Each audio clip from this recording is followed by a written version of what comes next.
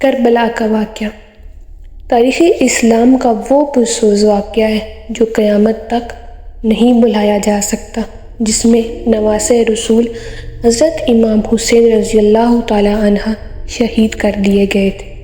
یزید خلیفہ کا مسند پر ترجمان ہو چکا تھا اور اس کے لیے سب سے بڑا خطرہ اللہ اور اس کا رسول صلی اللہ علیہ وآلہ وسلم اور دین اسلام پر ڈٹ جانے والے حضرت امام حسین رضی اللہ تعالی عنہ تھے، جنہوں نے نانا کے حق پر، دین پر مر مٹنے اور اسے بچانے کی قسم کھا رکھی تھی۔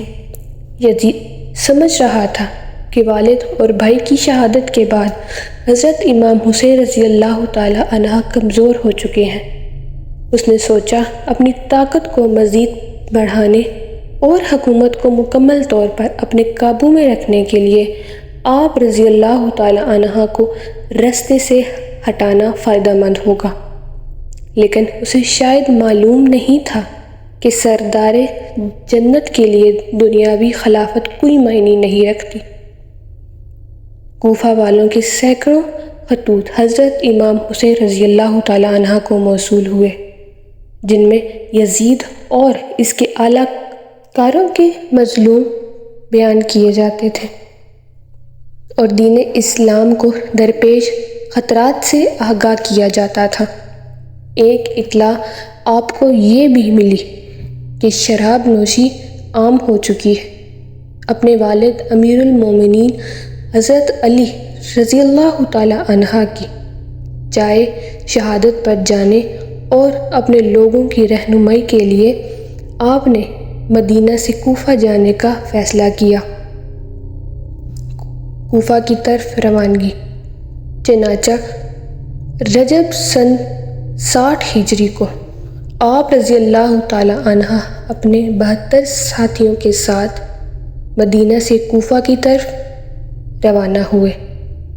براہ راستہ مکہ حضرت امام حسین رضی اللہ تعالی عنہ اپنے 18 اہل بیت اور 50 اصحاب کے ساتھ کربلا پہنچے۔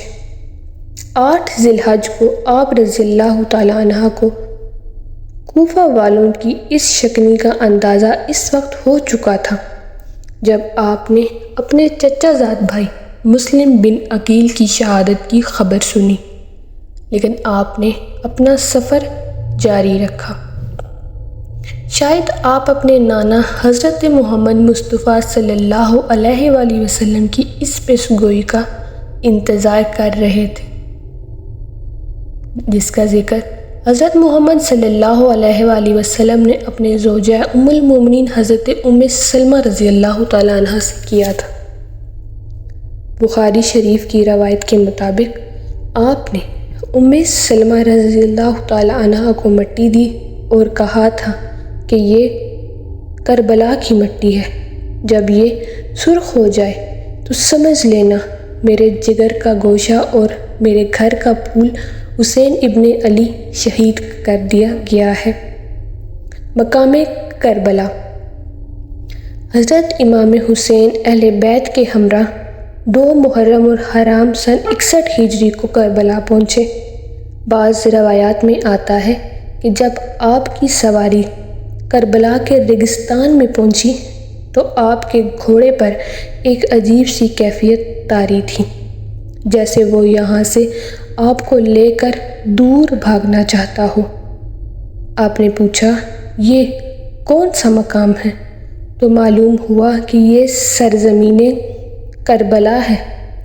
آپ نے ارشاد فرمایا قافلوں کو یہاں روک دیا جائے، ہم یہیں پر قیام کریں گے۔ اصحاب نے آپ کے حکم کی تعمیل کی اور کربلا کے بنجر ریگستان میں خیمے لگا دیے۔ امام حسین رضی اللہ تعالی عنہ کی دعا۔ آپ نے آسمان کی طرف دیکھ کر اللہ سے دعا کی، اے اللہ میرے نانا کے دین کی حفاظت فرما اور اسے زندہ اور آباد رکھ۔ آپ کو اطلاع مل چکی تھی کہ آپ کے چچا زاد بھائی حضرت مسلم بن عقیل، جن کو آپ نے اپنا سفیر بنا کر کوفہ بھیجا تھا، وہ وہاں کے حالات معلوم کر کے آپ کو خبر دیں۔ ان کو انتہائی بددردی کے ساتھ شہید کر دیا گیا تھا۔ کوفہ کے لوگ جو آپ کو بار بار خطوط بھیج رہے تھے، وہ کوفہ کے گورنر ابن زیاد کے خوف یا لالچ سے حضرت مسلم بن عقیل کو تنہا چھوڑ چکے اور وہ کوفہ کی گلیوں سے بالکل ناواقف تھے۔ ابن زیاد کے ایک سپہ سالار نے ان کو امان کا وعدہ دے کر گرفتار کیا اور بعد میں انہیں کوفہ کے محل کی چھت سے دھکا دے کر شہید کر دیا۔ اپنے چچا زاد بھائی کی شہادت کا صدمہ اور کوفہ والوں کی بے وفائی کا افسوس آپ کو آگے بڑھنے پر مجبور کر رہا تھا، اور مقصد اتنا بڑا تھا کہ آپ پیچھے ہٹ نہیں سکتے تھے۔ غازی عباس خیمے لگ چکے تھے اور ترتیب کچھ یوں تھی کہ سب سے آگے پہلا خیمہ حضرت عباس رضی اللہ تعالیٰ عنہ کا تھا۔ یہ ایسے شہید ہیں جو غازی کہلاتے ہیں۔ حضرت عباس اور حضرت علی رضی اللہ تعالیٰ عنہ کی دوسری بیوی ام النبیین سے ہیں۔ حضرت عباس رضی اللہ تعالیٰ عنہ کربلا کے میدان میں حضرت امام حسین رضی اللہ تعالیٰ عنہ کی فوج کے علمبردار تھے۔ یزیدی فوج 3 محرم الحرام کو امام حسین رضی اللہ تعالیٰ عنہ کی فوج کے رستے میں پڑاؤ ڈال چکی تھی۔ حالات کشیدگی کی طرف جا رہے تھے۔